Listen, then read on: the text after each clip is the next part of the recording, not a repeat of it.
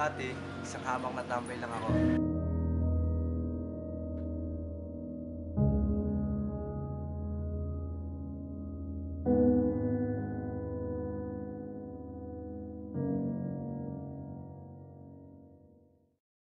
Dahil sa tulong ni Kuya Andoy, nabigyan ako ng pagkakataong makapag-aral at makapagtapos.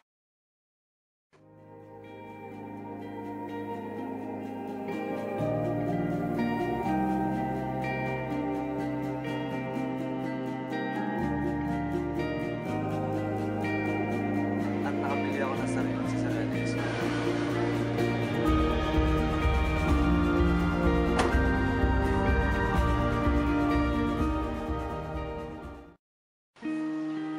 Isa lang ako simpleng tao tulad niyo. Tulad sa hirap. Isang kain, isang tuwa. Nag-aaral sa isang pampublikong paaralan. Nagsumikap at nakatapos. Kaya alam ko ang nararamdaman niyo. Hindi ko kayo nananakit. Andres Osaraga po. Asahan niyo. Sasamahan ko kayo sa daang